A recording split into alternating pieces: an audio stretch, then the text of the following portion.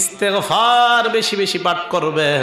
1 number সমস্ত গুনাহ মাফ করবে কে? আল্লাহ। 2 নাম্বার আসমান থেকে রিজিক দেওয়ার ওয়াদা কার? আল্লাহ। 3 নাম্বার ইস্তেগফার পাঠ করবেন, সম্পদ দেওয়ার ওয়াদা করেছেন কে? আল্লাহ। 4 নাম্বার রবানিন, ইস্তেগফার যারা পাঠ করবেন সন্তান দেওয়ার ওয়াদা কার? 5 নাম্বার ওয়ায়াজআল লাকুম জান্নাত, মরণের পর আল্লাহ পাক রব্বুল আলামিন চিরস্থায়ী জান্নাত দেওয়ার ওয়াদা করলেন। তাহলে বলেন ইস্তেগফার পাঠ করলে যে সন্তান দিবে ওয়াদাটা কার? বিশ্বাস করেন কোরআনে আল্লাহ বলতেছে এটা আমার ওয়াদা, আমার ওয়াদা। আল্লাহর ওয়াদা, আল্লাহর ওয়াদা একদম সত্য, কোনো সন্দেহ নাই। তাহলে ইস্তেগফার সকলে আমরা পাঠ করব কি করব না? 6 নাম্বার উপকার ওয়ায়াজআল লাকুম আনহারা, ইস্তেগফার যারা পাঠ করবে যেই জান্নাত আমি আল্লাহ দান করব। কক্সবাজার গেছেন নি কেউ? আছেন এই জায়গায়? আছেন? গত বছর টেকনাফ গেলাম প্রোগ্রামে, যাওয়ার আগে কক্সবাজার লাইফ ফিশ একটা হোটেল আছে, ওই হোটেলের মধ্যে আমরা আলেম যারা গেছে আমাদেরকে থাকতে দিলেন। ওই লাইফ ফিশ হোটেল থেকে কক্সবাজার সমুদ্র সৈকতটা হেঁটে যাইতে 1 মিনিট বা 1.5 মিনিটের প্রয়োজন। হেঁটে গেলাম ওই জায়গায়, যাওয়ার পর দেখলাম, তাকান কিভাবে বুঝাই, সোফা এইভাবে বিছানো আছে, কতক্ষণ বিছানোর পর হঠাৎ এইভাবে করা। এই সোফাগুলার মধ্যে কারা? যারা নাকি প্রেম প্রীতি করে তারা গিয়া শো একজন আরেকটার মধ্যে। এটা নাকি একটা আনন্দ তাদের, এটা নাকি একটা চমৎকার দৃশ্য। ওই সোফা দেখার পর আল্লাহর কোরআনের কথা আমার মনে পড়ে যায়, সুবহানাল্লাহ। আল্লাহ বলেন আলাল আরাইকি ইয়ানজুরুন মুত্তাকিনা ফিহা আলাল আরাইক, জান্নাতীরা এইভাবে জান্নাতের মধ্যে হেলান দিয়ে থাকবে। আপনি হেলান দিবেন, পাশেরটা আপনার বিবি হেলান দেওয়া থাকবে, আরেকটার মধ্যে আপনার হুরগেলমানরা থাকবে।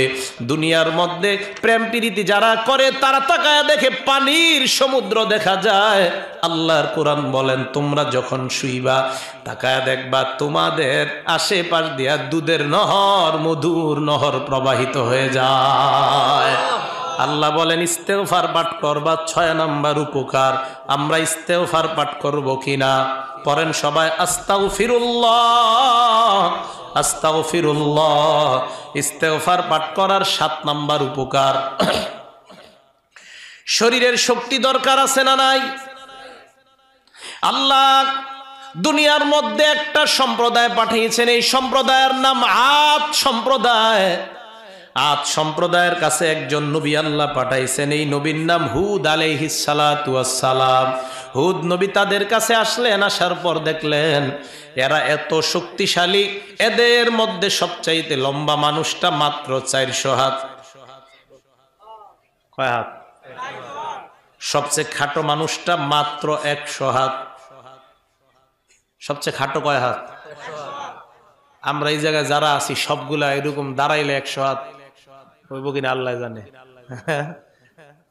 যারা আমরা আছি এই জায়গায় একজনের উপরে যদি আরেকজন দাঁড়াই 100 হাত পর্যন্ত হবে কিনা কে জানে। এইভাবে বিশাল বড় লম্বা এক একজন। তো 400 হাত তো হবে না, 100 হইতে পারে, 400 হবে না। 400 হাত কি তাদের হাত অনুযায়ী নি আল্লাহ জানে। যেই মানুষটা 400 হাত লম্বা, এর হাত কেমন লম্বা। এই জাতির কাছে হুদ নবীকে আল্লাহ পাঠাইছে। তা আসার পর দাওয়াত দিলেন, ইয়া কওমি ইবুদুল্লাহ মা লাকুম মিন ইলাহিন গায়রু, হে আমার সম্প্রদায় তোমরা আল্লাহর ইবাদত করো, তিনি ছাড়া কোনো ইলাহ নাই। আদ সম্প্রদায় জবাব দেয় আমাদেরকে কার দাওয়াত দিলা? হুদ নবী কয় আল্লাহর। আদ সম্প্রদায় কয় আমরা পাহাড় কাইটা, পাথরের পাহাড় কাইটা ঘর বানাই, আমাদের শক্তির ব্যাপারে তোমার কোনো ধারণা আছে কিনা? মান আসাদ্দু মিন্না কুওয়া, আমাদের চাইতে শক্তিশালী দুনিয়ায় আর কে আছে? বলেন তো দুনিয়ায় শক্তিশালী আছে কিনা? আর জোরে বলেন তার নাম কি? দুনিয়ার সব শক্তি একত্রিত করেন, কার শক্তির সামনে কোনো মূল্য নাই? বলেন তিনি কে? আদ সম্প্রদায় কয় আমাদের চাইতে আবার শক্তিশালী কে আছে? আল্লাহ কয় তাদেরকে বলেন তাদের শরীরে যেই শক্তি আছে তারা যদি ইস্তেগফার পাঠ করে, আস্তাগফিরুল্লাহ যদি পাঠ করে, বর্তমান তাদের শরীরে যেই পরিমাণ শক্তি আছে আমি আল্লাহ তাদের শক্তিকে দ্বিগুণ করার ওয়াদা করলাম। এই যে আল্লাহ কোরআনে বলেন ইয়াজিদকুম কুওয়াতান ইলা কুওয়াতিকুম, আমি আল্লাহ তোমাদের শক্তিকে আবার ডাবল করে দিব। আপনারা যারা ট্রেনে চলাচল করেন, বাসে চলাচল করেন, লক্ষ্মীগঞ্জ বাজারে আসলেন, আসার পর পকেটে হাত দিয়া দেখলেন রিক্সা ভাড়া নাই, সিএনজি ভাড়া নাই, অটো নাই, এই মুহূর্তে হেঁটে যাওয়া ছাড়া আপনার উপায় নাই। 2 কিলো রাস্তা হাঁটতে হবে, বলেন হাঁটার জন্য শক্তির প্রয়োজন আছে না নাই? ওই মুহূর্তে কি করবেন? আজকে থেকে একটা আমল সবাই জানবো। ওই মুহূর্তে আমরা পড়বো, পড়েন আস্তাগফিরুল্লাহ আস্তাগফিরুল্লাহ আস্তাগফিরুল্লাহ। লক্ষ্মীগঞ্জ বাজারে নামলেন অথবা এর আগে কোনো বাজারে নামার পর 2-4 কিলো রাস্তা হাঁটতে হবে। ওই মুহূর্তে কোরআনের উপর আমল করবেন, দাঁড়ায় দাঁড়ায় নিম্নে 70 বার ইস্তেগফার পাঠ করবেন, 1 মিনিটও সময় লাগে না। পরেন আমার সাথে আস্তাগফিরুল্লাহ।